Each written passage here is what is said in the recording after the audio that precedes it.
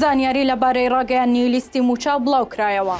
مەرجەکانی بەغدا بۆ ناردنی موچە ئاشکرا بوو. 50 کۆچبەری کورد گیریان خواردووە و لە بەردەم مەترسی مردندان.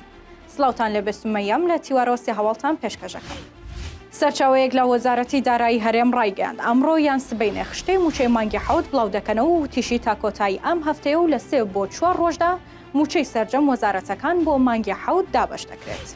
بەپێی زانیاریەکان مەرجی وەزارەتی دارایی عێراق بۆ ناردنی موچە بریتی بووە لەوەی کە دەبێت تا کۆتایی ئەم ساڵ بابەتی تەوتینی موچەی فەرمانبەرانی هەرێم یەکلایی بکرێتەوە. هەروەها دەبێت حکوومەتی هەرێم مانگانە بڕی 165 میلیارد دینار لە داهاتی نانەوتی بۆ بەغدا ڕەوانە بکات. لەگەڵەوەشدا بڕی زیادەی موچەی 6 مانگی ڕابردوو بگەڕاندرێتەوە بۆ بەغدا. جیا لەمانەش ئامادەکردنی دۆسیەی ئەو موچەخۆرانەی کە تا ئێستا هیچ بەڵگەنامەیەکی یاسایی موچەخۆریان نییە لەگەڵ جێگرکردنی لیستی موچەخۆران لە ژمارەی فەرمانبەر و هێزی ئەمنی ڕاستەقینە ئەبانە مەرجی بەغدام بۆ ناردنی موچە لە بەرامبەردا حکوومەتی هەرێم لە ڕێگەی شانجەکەیەوە ڕەزامەندی نیشانداوە بۆ جێبەجێکردنی مەرجەکان. زیاتر لە 50 کۆچبەری کورد لە یەختێکدا لە نزیک ئیتالیا گیریان خواردووە و داوای بەهاناچوون دەکەن.